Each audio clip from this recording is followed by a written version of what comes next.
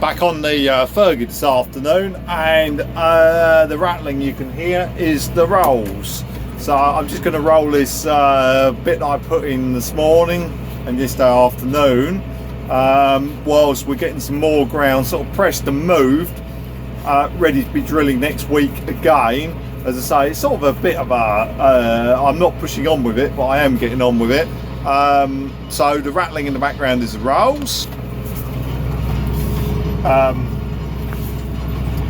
Whether you can see them, nice 12 metre set of rolls. These are my heavier set for obvious reasons, being to dry this year. I've got a lighter set as well. These are 12 metres. It doesn't look too bad. It's amazing how the rolling hides a lot of the sins of the seedbed. I'll jump out and just show you what we're doing. So here we are.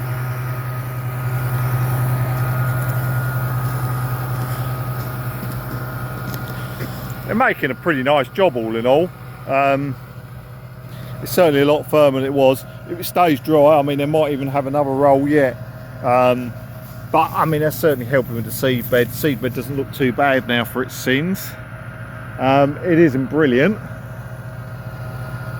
but it's a lot better than what I thought it could be this year. Now, all it needs is a bit of moisture. But as we were saying earlier, that's not going to happen. So, I mean, the thing is, I don't have to make any decisions on what to do on this crop at the moment. It's not going to be sprayed because nothing's going to germinate. We're not going to be in any great hurry because we're not going to have any weeds coming up, so there's not going to be the pressure on that one. So I can literally just get on, roll it, get it in the ground, and with a bit of luck, it'll get some rain on it, and we'll be able to, you know, we'll have a crop here. But time will tell. Time will tell. We can't change Mother Nature, unfortunately. Or if we could, there'd be an awful lot of arguments because somebody will want something and somebody wants something else. So we are what we are, and this is what we're going to do. So things didn't quite go to plan. When I went to fold up, I had a gear go. Now this has got a rack on it here. I've just welted this gear off. It's now 6:05. I'm going home because it's getting very dark. I mean, probably can't see it from this phone, but we are in half light now. But there's a key in there and there's a gear, and this rack goes back and forth, and this is what folds this wing over. Here is the gear, and it's crunched off two of the teeth. There's been one missing for ages by the looks of it, one holding on by a thread, by that much anyway. That's all that's been holding that tooth on. But because it only moves a small amount, and I've done these before, I can cut another keyway on them. So I can get my brooches in here. I must have something rigged up because I've done them for a neighbour before. I've never done my own. So I can cut a keyway in this one. So what I'm going to do is just cut a new keyway in it, slide that on, make sure that rack's tight, and it will be good to go again. Right, so we've got this gear here. These two teeth, as I showed before, are missing on it. What I couldn't remember is whether I cut it with a bit of tool steel, which you can on the lathe. You can put this bit of tool steel in there. There's plenty of YouTube videos of showing you how you do it with a bit of tool steel. But I must have knocked up this center to do them with. Well, it's a little bit of a sloppy fit. It obviously works. And I've got an 8mm broach. This is 10mm wide, but I can just twist it around just a tad. It'll be good enough to cut that because I can fettle the key a little bit. I mean, we're not, let me just get you back in view. It'll be good enough to work that because I can fettle it around a little bit and do the side cut. So I can do sort of 2 cuts on there, if you see what I'm saying. It'll work well enough to do the key because I can fettle the key a little bit if need be. I'm going to push this through on the old capstan lathe.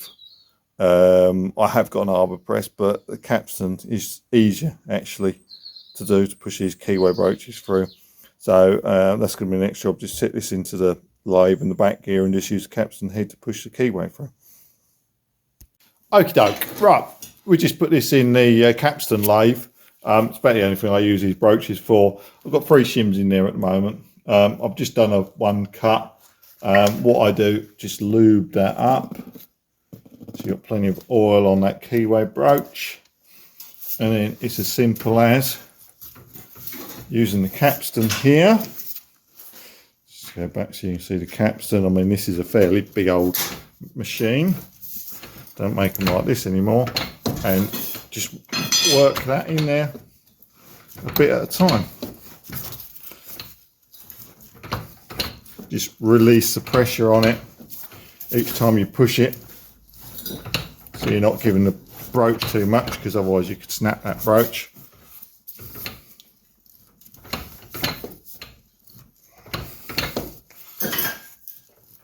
And we keep working that through, keep putting more shims in here.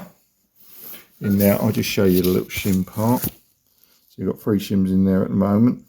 You'll probably see that keyway starting to open up. Let me grab my gloves on.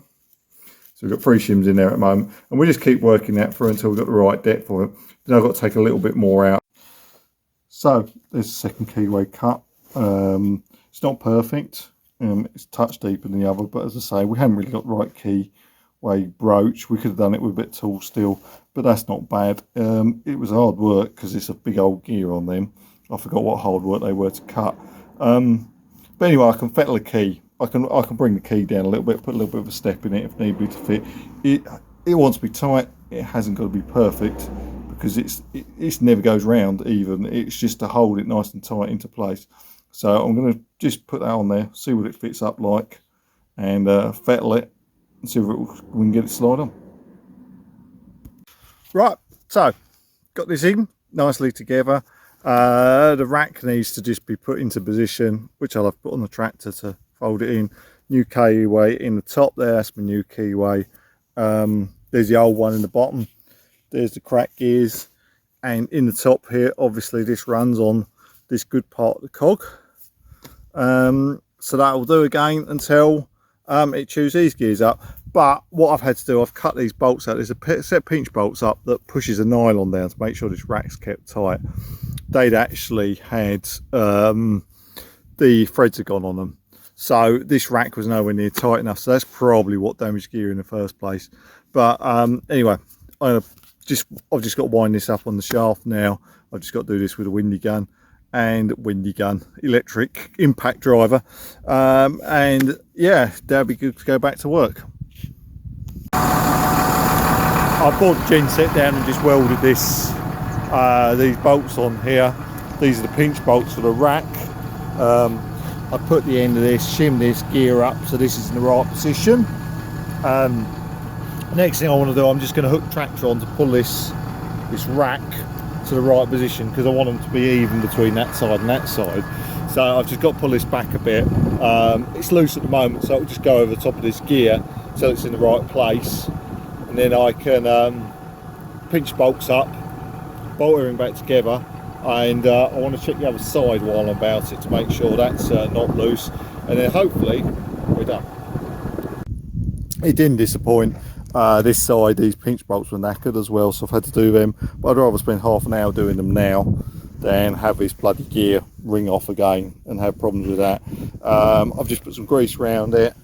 Other side's already gone. The covers are, I had to do a little welder repair on the cover, but the covers are ready to bolt back on, so there's 6 bolts to bolt up. This is the gear that I did, nice and tight in there now. Everything in this rack's sitting nicely, everything's got grease on it, shouldn't be any problems, should be fine now for the rest of, certainly for the rest of the season, hopefully for a couple more.